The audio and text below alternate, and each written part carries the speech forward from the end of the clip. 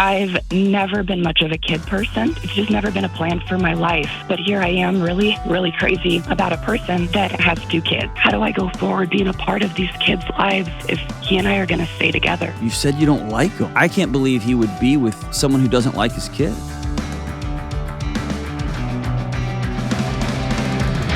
Yo, yo, yo, what up? This is John with the Dr. John Delony Show.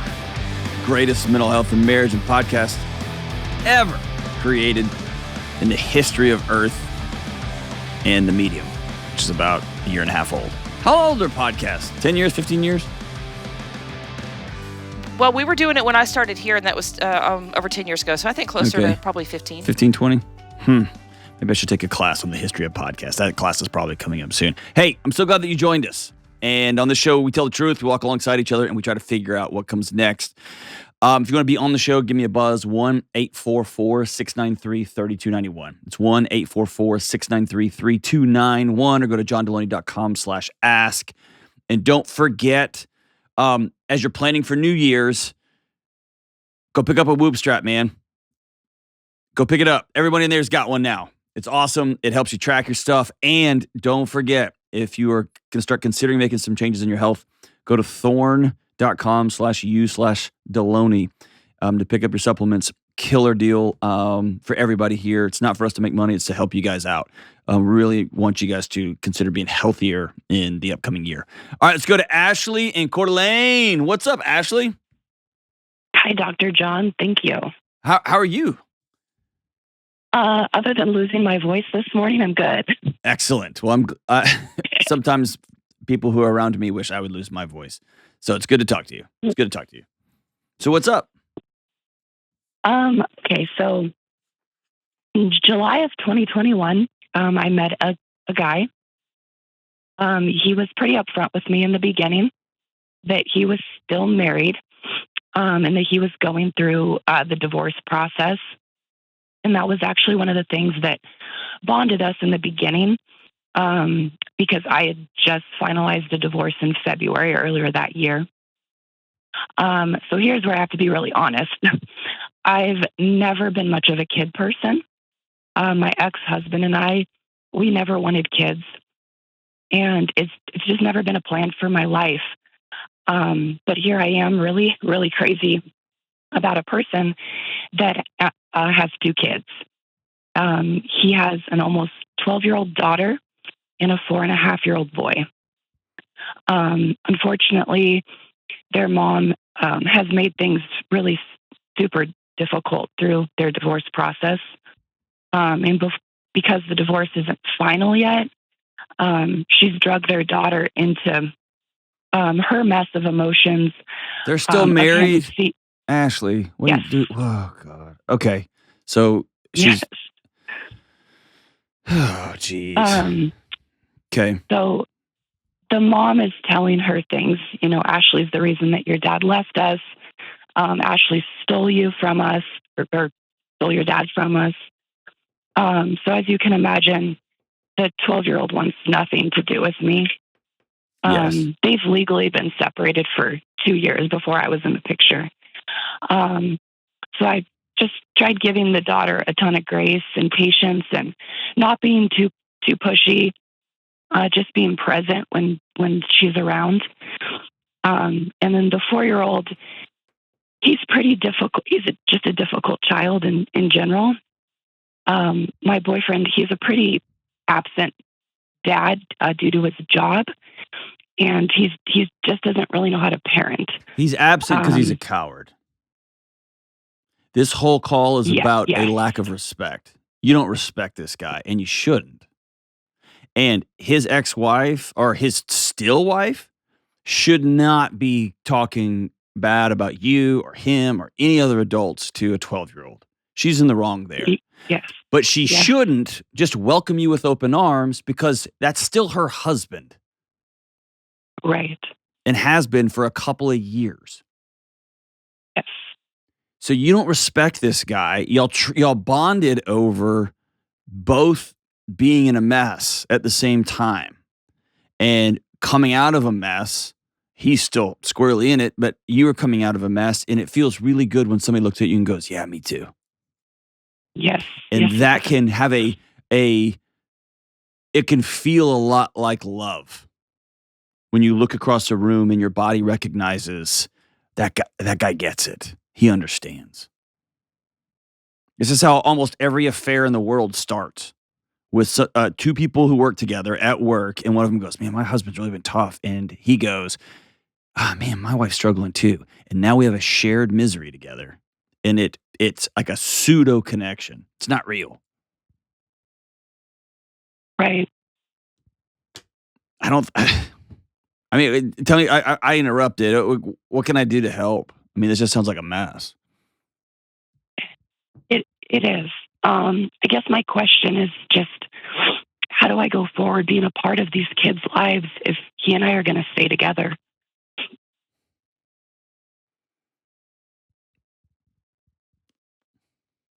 I mean, you said you don't like him. I can't believe he would be with I can't believe a lot of things about this dude. I can't believe he would be with someone who doesn't like his kids. It's not that I don't like his kids. I never pictured like being a stepmom, being like in that role of I know, having kids involved in my life. You accepted it. And right. So either you get real serious about, like if you had no vehicle in the world to drive, none, and somebody handed you a stick shift truck, you're like, this is a car, it's a truck, it's free for you to use. You would get very serious about learning how to drive a standard because you would have to. If you wanted to choose to go to work and you wanted to choose to pay rent and choose to eat, right? And so similarly, you are going to go along with this fantasy for a little while longer and say that I love this guy. I want to be with him. Even though he hasn't proven trustworthy to his ex-wife, he's not a good dad. He's not a person of character integrity at this moment. But I love him. Good for you. By doing that, you have also accepted the role as I'm inheriting two kids. One is about to be a teenager who's been through absolute hell. And one is a 4-year-old who has never known stability or peace at home. I'm choosing to enter into that, which means you've got to get DEFCON 1 serious about learning how to parent, being in relationship with, taking classes, getting some other women in your life that have joined blended families, going to counseling and therapy regularly. That's what you're signing up for by being with this guy. You cannot divorce him from his kids. Okay. It's evil. It's unethical. Yeah, no, I would not want to do that. And like, can we, man, can we just be like, you don't respect him, do you? I don't respect how he is as a parent, no. Do you respect how he's handled his marriage? The one he's still in?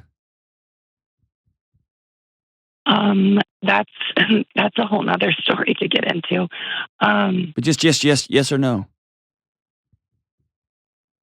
Ultimately, no. Yeah, I can hear it on you. Why have you trapped yourself in it's this guy or bust? It's all these other things that I didn't have envisioned in my life. But I'm attached to this guy.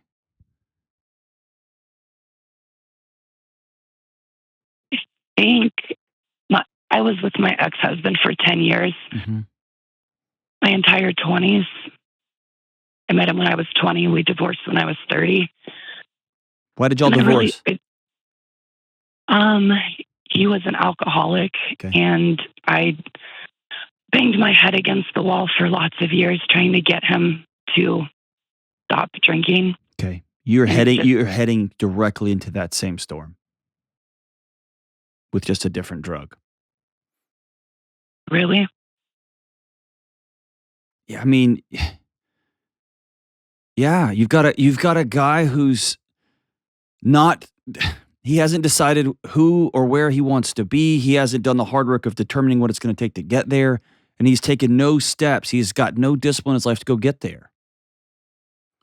At any point in the last 4 years, you accelerate, you cash out. I'm not going to fight for the money anymore. I'm going to concede a weekend. I'm going to end this marriage, or I'm just going to keep putting it along for 4 years, 5 years, 6 years. And by the way, it doesn't even matter. I'm already seriously dating somebody else. I'm not going to be with my kids. I'm not going to do the things a single dad has to do to make sure my kids are stable and okay. I'm just going to my next drug of choice, which is work. And I'll just work and I'll be busy. And my kids won't know their dad, but I'll send a check home. That's what he's done their whole lives. It's a drug. He's an alcoholic. He just does it at work. And in our culture, alcoholics get DWIs and they go to rehab, and we give people addicted to their jobs $1 million and say, good job. Right. And they burn everybody in their world to the ground. Because everyone ends up asking, from their spouse to their kids to their friends, what's so bad about me that I'm not more important than that email or that meeting? Or couldn't you just make that a phone call? Why do you got to go out of town for that? Yeah. And this is an addict talking to an addict. I'm a absolute workaholic. I have a problem with it. So much so that my work now, before I take on a big project, they ask my wife because they want me to be in this long term and they care about me and my family. So you're trading, you are entering into the same thing again. And I don't want to beat the guy up, man. He's clearly got some demons he's wrestling with. I'd love to sit down and just say, bro, what are you doing, man? Because his life is worth more than what he's cranking out of it too. But here's your path forward. Being very, very clear about two things. What do you want? Ashley, you get one shot, man. You get one shot. What do you want? And then the second thing is, what are my boundaries? What am I going to accept? What am I not going to accept? And all the research I've read and seen, all the people I've met with over the years, I've never seen a relationship that's sustained that doesn't have mutual respect in it. Where people wake up and they're like, I don't even like what that guy does, but I respect that he gets up and grinds it out every day. I can't stand this guy's boss. I don't like the way her employees treat her. But man, she gets after it every day. There's just a sense of respect. Right. And ultimately, we talk about pictures you had in your head. You didn't think you were going to be here at 32 or 33 or 34, did you? No, not at all. Yeah. So at some point, you have to make peace. Here's what has happened up until now. And there's a period at the end of those sentences. And right now, you're trying to edit those sentences in real time, and you can't. They've already been written. It's over. You got divorced when you were 30. I'm going to own that. Crap happened between 20 and 30. Some of that was on me. Some of that was I stuck around way too long. I loved too much. Some of that was the person I was married to was a mess. It happened. And the only thing you can do now is ask yourself that one terrifying question. What am I going to do now? Am I just going to cash out and accept what comes next? Cool. I, for one, think your life is worth more than that, Ashley. And I'm not saying go break up with this dude. Maybe it just works out. He's still married, is all I'm saying. He can tell you any story he wants to. But just out of the gate, this thing is rough. I want you to hang on the line. I'm going to send you a copy of my book, Own Your Past, Change Your Future. I want you to read it cover to cover. Give it to him as well. And ask yourself the questions at the end of some of the chapters. Do the exercises. And I want you to get to the end and ask yourself, okay, what am I going to do now? And if you stay involved with this dude, you better plug directly into those kids, man.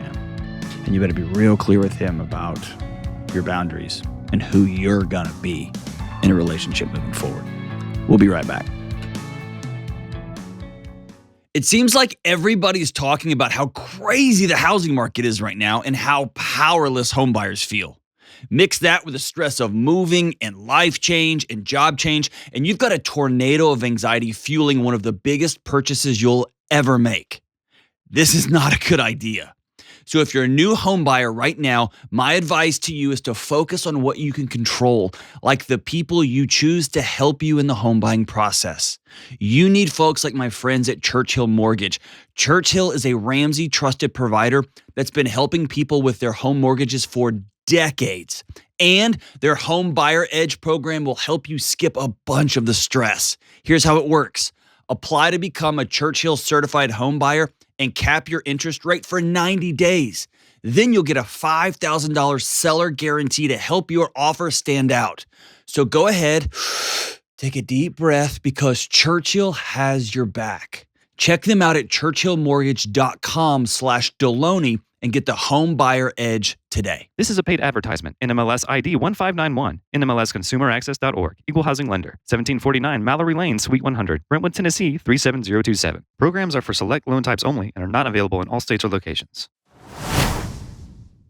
All right, we are back. Hey, before we go to the next call, it is Questions for Humans season.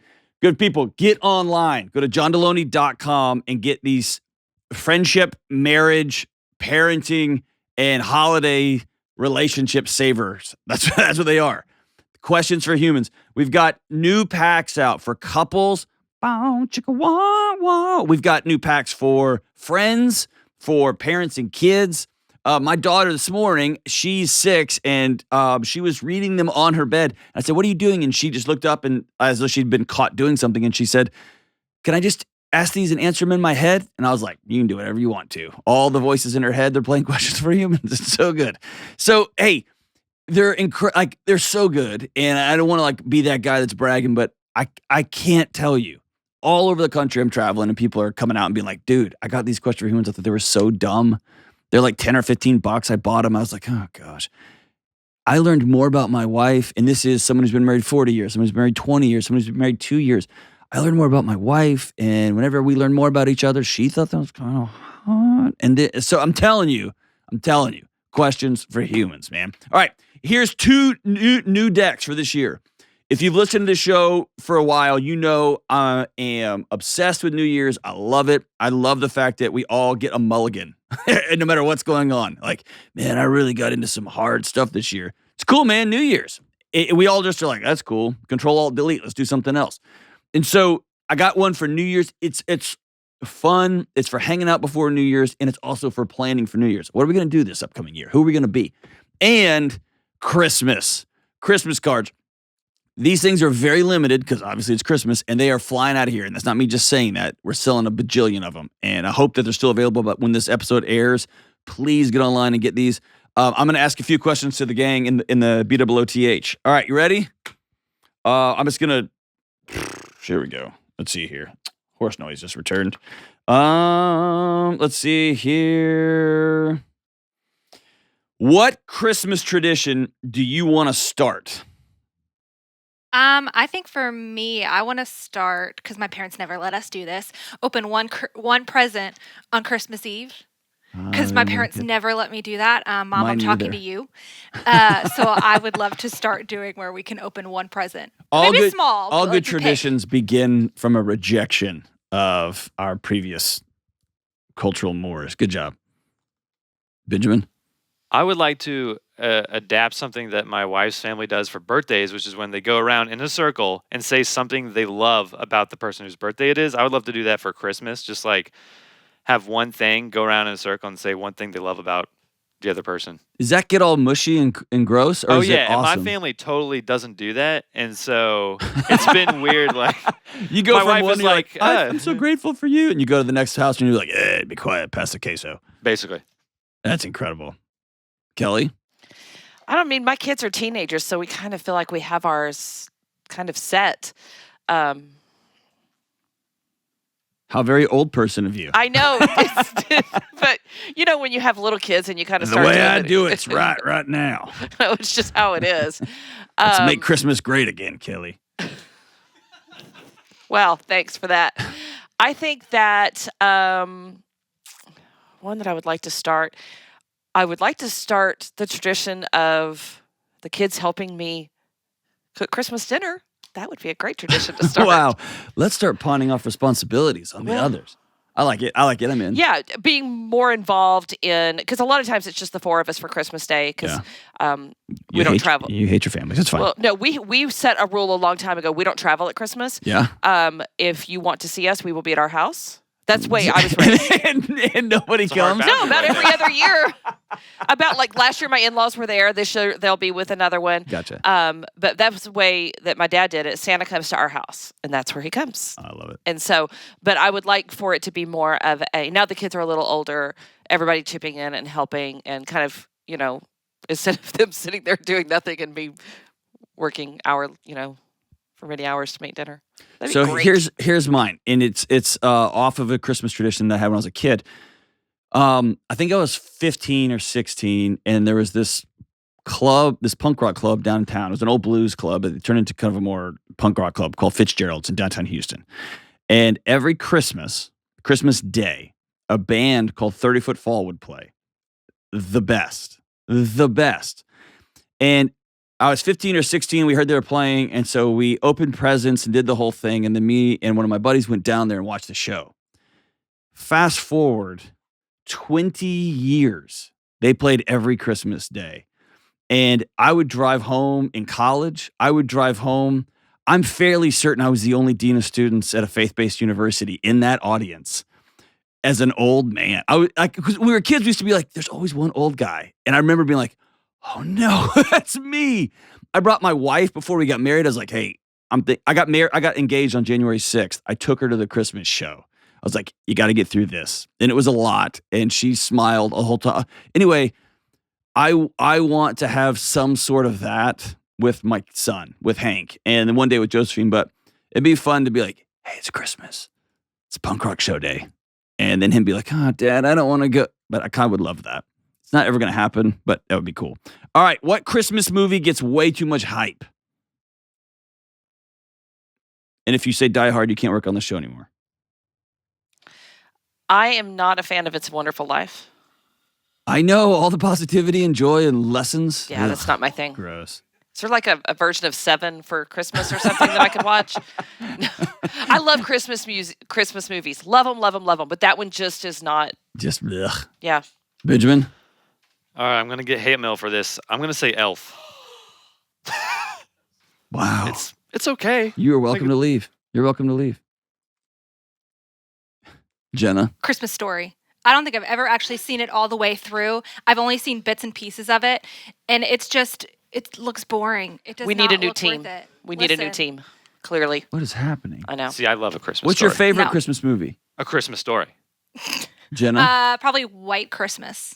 Ooh, I love I love that one. It's so good. I don't know what you're Oh, talking that's about. beautiful. Elf is mine, but White Christmas is fantastic. Elf is the second, probably. Nightmare Before Christmas is mine. That's not a Christmas movie, though. No, That's a Halloween. It has Christmas in it. That's Yeah, but that's it's strike two it's today. more Halloween themed. Like they torture Santa. Well, that That's sounds not like Christmas. Santa should have represented a little bit more. That's all I'm saying. Hey, questions for humans. There is no questions about politics, no questions about COVID, no questions about anything other than fun stuff to get to know the people that you love and you care about, or people you're trying to get to know so that you can love them. All right, so go to johndelony.com and pick up questions for humans. Get them all. They're a blast. All right, let's go to Tim in Huntsville, Alabama. What's up, Tim? Hey, Dr. John, how's it going? Good, man. Hey, Alabama's hit on hard times, man. Yeah, I haven't had a chance to really watch much football recently, but yeah, it's been kind of a I think that's disaster. probably better for you. Yeah, exactly. All right, so what's up, man? Well, my question is kind of pertaining to me and my wife and our relationship and boundaries between her sister and her boyfriend. Wait. Your wife's your wife doesn't have a boyfriend. No, her sister has a boyfriend. The way you said between between me and my wife and her sister and her boyfriend. I was like, whoa. Yeah. Okay. So Yeah. it's My not sister-in-law full and her Alabama. boyfriend. All right. Okay. So Okay, your wife has a sister and your wife's sister has a boyfriend. Okay. Correct. Yes. All right. So bring it. Okay. So I love my wife. I feel like I'm married to my best friend. Absolutely adore her.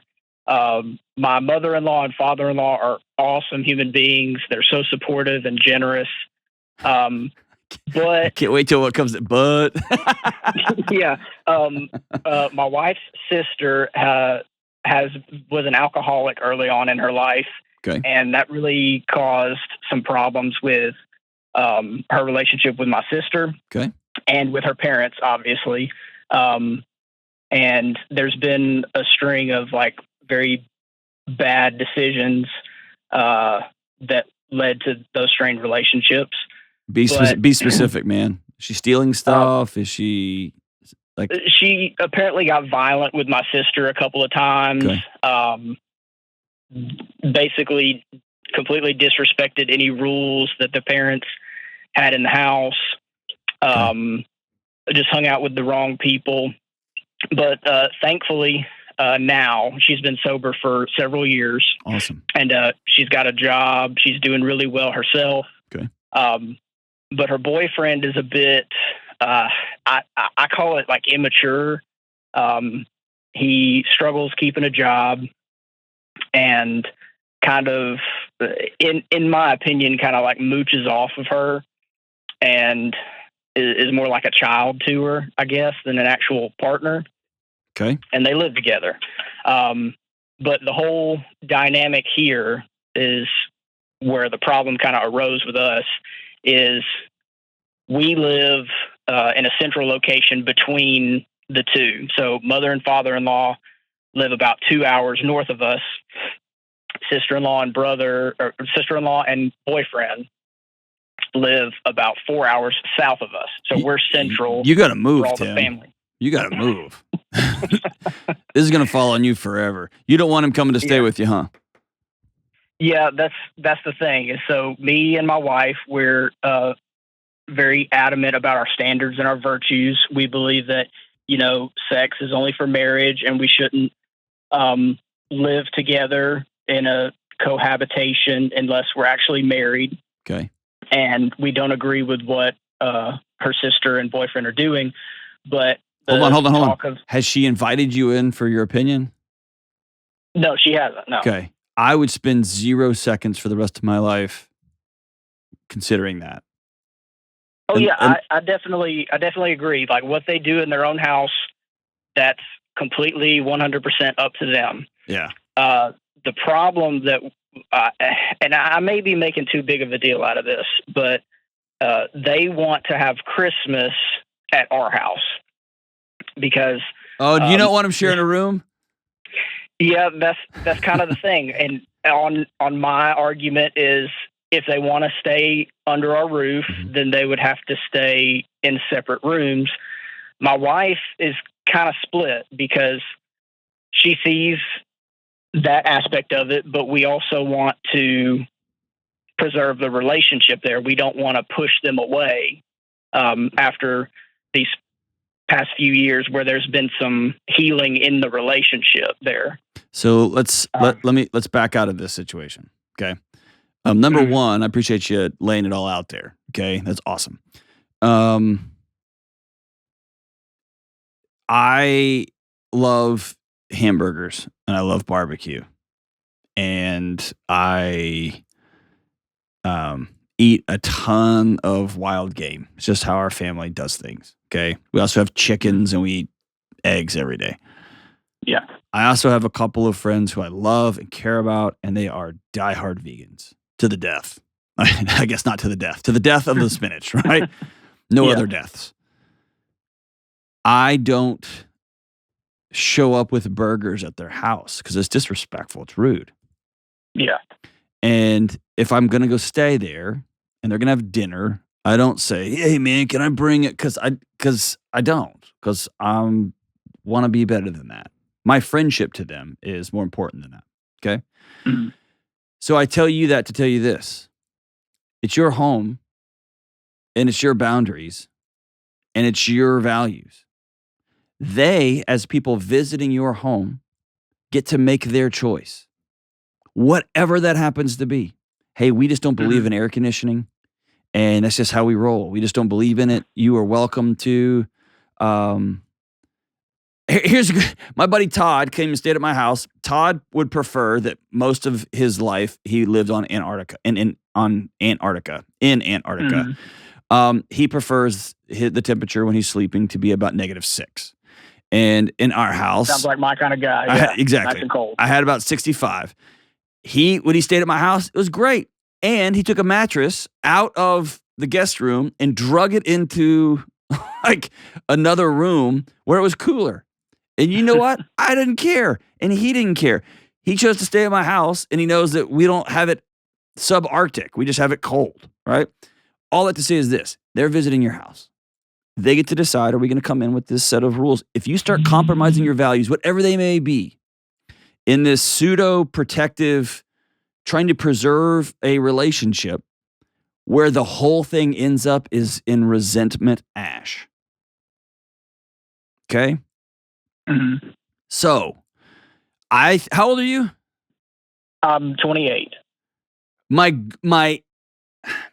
Here's the one thing I'm struggling with is I feel maybe I'm out to lunch and maybe it's just the way you and I we just communicate differently, but it feels like there's a superiority, and I would let the air out of that.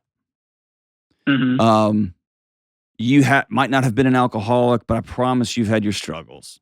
And you might not be a mooch, but I promise that there are ways you could be a better and more connected husband, right? So I would get rid of the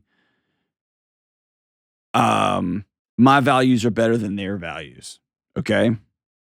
I would say stick with your values, whatever they may be. Who cares? They're yours. It's your house. And let other adults make their choices, whether they want to opt into those. They can also get a hotel. They can also go camping. They can also laugh and make fun of you and be like, that's so dumb, but okay. And all is well. You see what I'm saying? Mm-hmm. Yeah. If they choose to not come, then they have chosen not to come. That should not impact your value judgments. See what I'm saying? Yeah, that makes sense. So I'm not going to, dude, if you said we don't walk on the carpet in my house, well, I don't take my shoes off. Well, now we got a problem. You get to choose whether you come in my house or not. I don't believe that people who aren't married should sleep in the same bed. Cool. Well, my girlfriend and I are coming over to your house. Well, you've got a choice to make. See what I'm saying? Like, I just want to take all the air out of the drama. Like, I'm just not going to apologize for my values in my house. Yeah, and that's kind of what I told my wife is if it was a value we would apply to our future children, say, I feel like it would apply to ourselves, anyone who comes to visit us. Like, we should be consistent, not change the rules for whoever enters, you know? If that's how y'all want to roll with it, man, don't give it a second thought. Okay? And let the other adults in your life make their choices. They get to do that.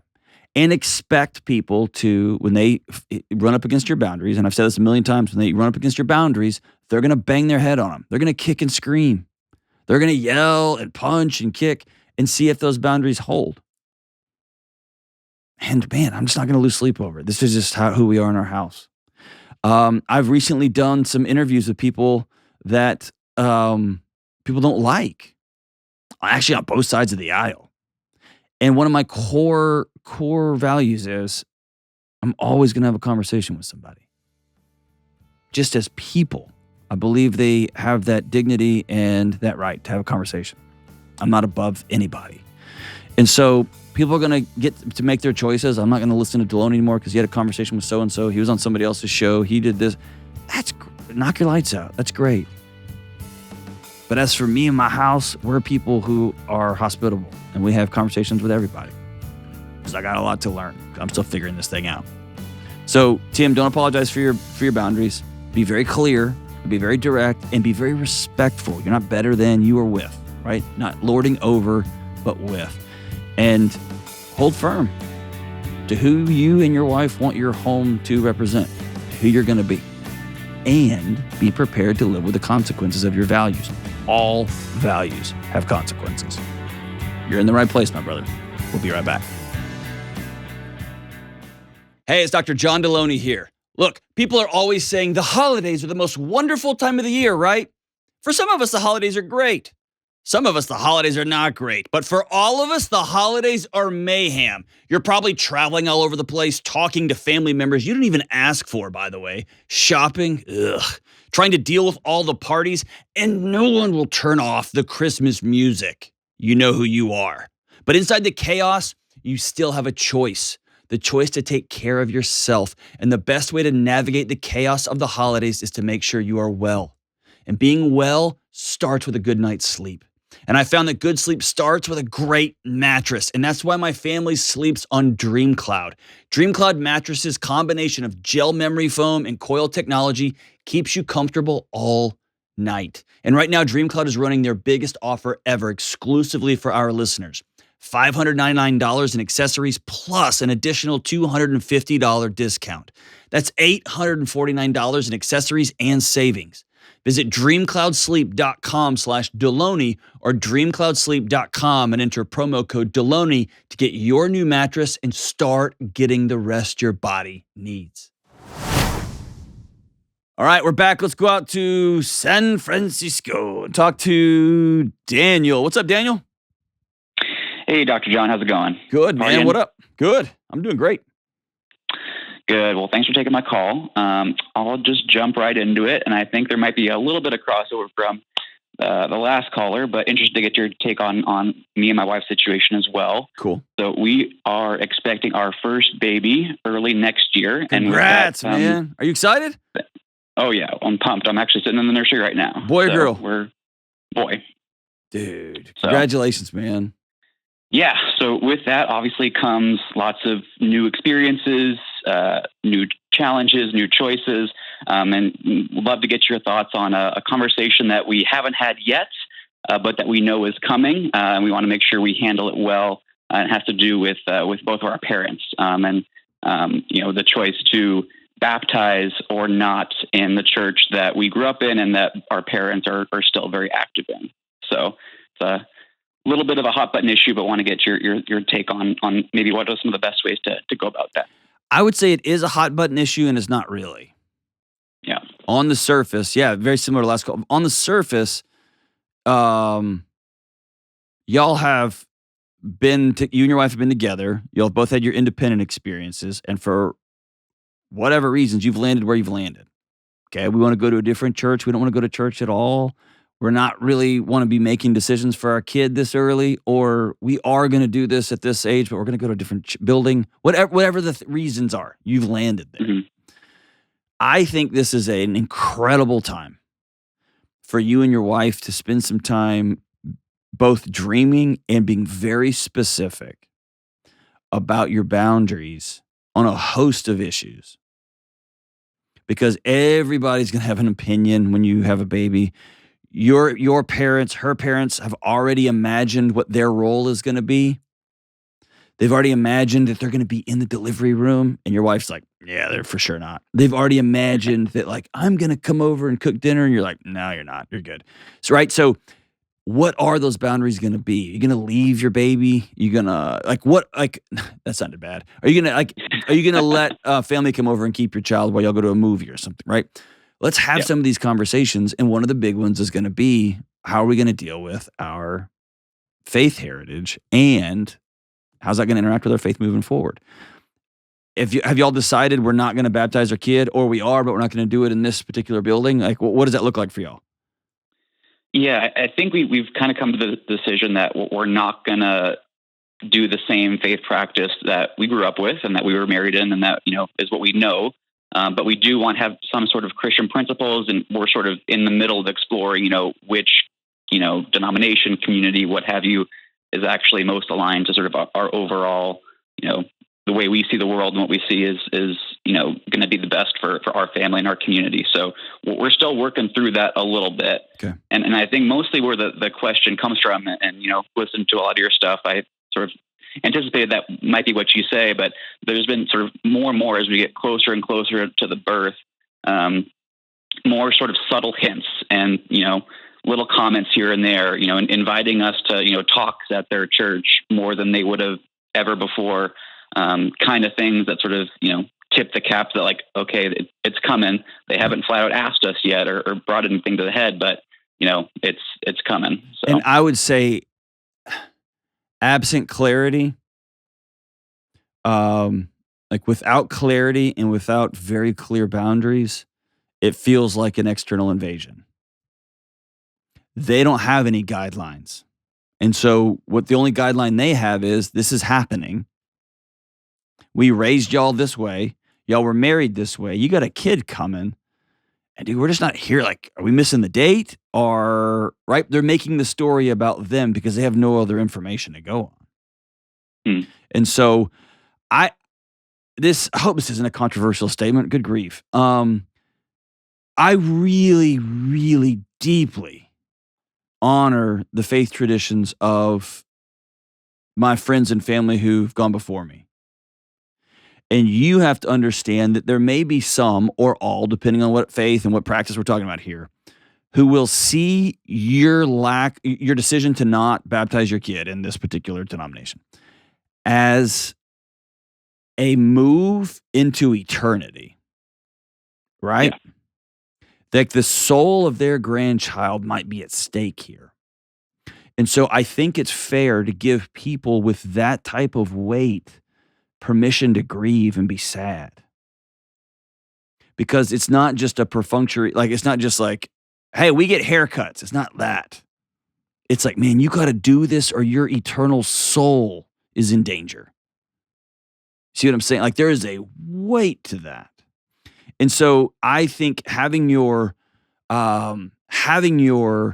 beliefs and practices, awesome. Be very clear and very respectful. Be very direct and understand that the blowback is bigger than somebody not getting their way. Mm-hmm. Does that make sense? It does. And I think one thing that we're also just trying to be, conscious and aware of is, especially on one side, the familial connection to that, belief heritage is really strong. So it's probably not only going to, impact our relationship with our parents in some way, but will also probably impact the way that they are seen amongst the rest of their family or the rest of the way the rest of their family sees us. Right. That's right. So, and what you have to do is you have to let adults be adults. And you have to make your value judgments, and you have to control the only two things on earth you can control: your thoughts and your actions. And here's what we're going to act. Here's how we're going to act. Here's what we're going to do. And then as adults, they get the right to respond however they need to. And that might be them deciding, well, then we're not in a relationship with you anymore. And that will be heartbreaking, and that will be ugly, and that will be messy. But that's their choice that they are making to leave you. And they're going to tell all their friends that our kids opted out of relationship with us because this was the standard we set. And so like I said in the last call, all values have consequences. All of them do. Yeah. Right. Do you have any advice for maybe how to have that? Would you recommend having that conversation earlier when we're still sort of in the murky kind of unsure phase, or maybe trying to hold off until we've got a little bit more clarity on exactly where we're going, what we're doing? I think an invitation to ambiguity will create a mess. Meaning, if you call and ask their opinion, they're going to give it to you, and then they're going to be really disheartened when you don't listen to it. Right? Yeah. Be much better to go forward and say, here's what I think, here's where we are, here's the choices that we're making. Okay, but if we've sort of made a decision where we don't know exactly where we're going, but we know we're not going here, is that useful to have earlier to let them process? Or yeah, I don't see any. I don't know any other way around that is dishonest, because you're letting them believe that they're just waiting at the door for you guys, and you all know now you're not going there. Yeah, and people listening will say they don't even have it right. Who cares? No, we all care because we love them, and we want to be people of respect and kindness. I think you might be surprised. Yeah. When you say, hey, we are interested in trying out different faith communities. We're going to go to a couple others. We're going to hold off on the baptism and that whole process for a season while we try to find a new home church that's going to be for our entire family. And we love and respect how you guys raised us, and we love that y'all have a place that you call home, both in the present and in eternity, if that's what they believe. Great. But as for our house, we're on the lookout, and we haven't abandoned our faith, or maybe you have. Like, we're moving on from that right now. Whatever the thing is, to be very, very clear, and don't for a second hint that you're inviting them into their input, right? Yeah. And if they're parents, they're going to give you their input. Let them. I don't care. You know what I mean? I don't care. And they might tell you, yeah, we did the same thing when we were younger. Or we wish we had asked more questions when we were kids. Or we think y'all are crazy. You're putting the soul of our grandchild at stake. We're going to have to take some time apart. Like, you don't know what's going to happen. What I do know is this. If y'all go through with some things that you fundamentally disagree with, that you're opposed to, and you do it to try to appease other people, it's going to make the next Thanksgiving really hard to be involved with together. It's going to make the next Christmas very awkward. It's going to make the show up, pop up visit have some extra weight to it. And now we're on the pathway to resentment. And it's not going to be their fault. It's going to be y'all didn't set up the boundaries that you knew to be right for y'all at the beginning. Okay? Okay. So there is no way to do this where it's not hard. There is no way to do this where they don't take it as a sign that you are not only rejecting their faith, but you're rejecting them. Okay? That's just going to be part of this conversation.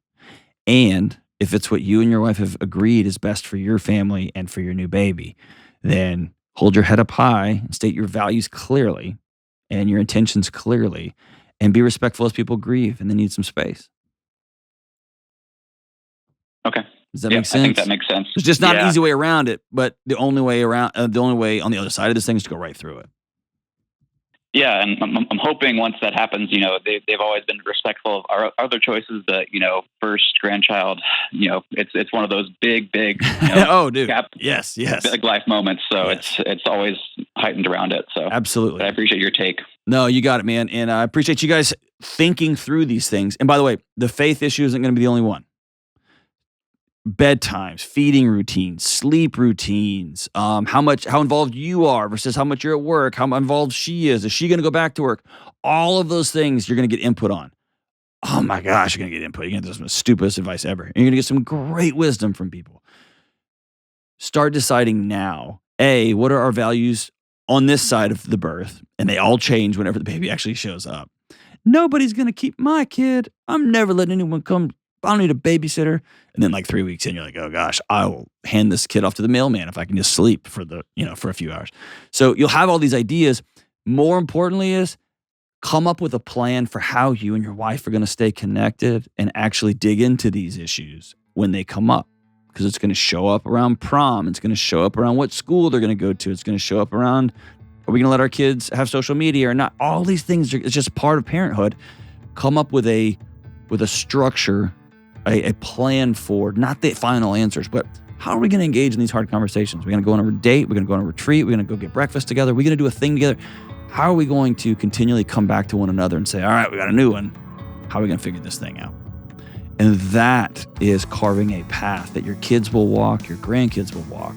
You're going to be people who don't run from anxiety, who don't run from hard problems, but you join hands and you turn and face them and you walk directly through the middle of them. And that, my brother, is where healing comes from. For you, for your family, for our entire country. It's banding together and saying, here comes the storm. Let's walk directly into it together. We'll be right back. Hey, Delony here. One of the things I love about my job is answering the tough questions people have when they call into the show. Your stories are incredible, and each person's situation is unique. And for years, people from all over the world have been asking if I do private counseling or private coaching sessions for them or for their spouse. And as much as I'd love to, I can't realistically do one-on-one coaching sessions with every single person. It's just not possible. But that's exactly why I wrote my new book, Own Your Past, Change Your Future. Within the pages of this book is exactly what I would say if you and I were sitting down together at a table looking for the next right move for you to make in your relationships or to help you live a more whole and peaceful life. As you read through each section of this book, I will show you how to look and own the roads from your past and head to the new roads of a well life moving forward. Go to johndelony.com to get your copy today. That's Own Your Past, Change Your Future at johndelony.com. All right, we are back as we wrap up today's show. Man, right above the sun that is tattooed on Kelly's lower back, she has a picture, like a full picture of this next artist. It's an amazing tattoo. Super awkward. But she is the world's biggest Mariah Carey fan. It's a strange tattoo, but it is what it is. And it's her favorite song, actually. Mariah Carey's All I Want for Christmas Is You. And it goes like this. I don't want a lot for Christmas. There's just one thing I need. I don't care about the presents underneath the Christmas tree. I just want you for my own. More than you could ever know. Make my wish come true. All I want for Christmas is you. I'm using this. But that's not really true. I want a couple of guitars and a new car. I want several things. Yeah, I guess, and you too. Hey, we'll see you soon, America. Thank you.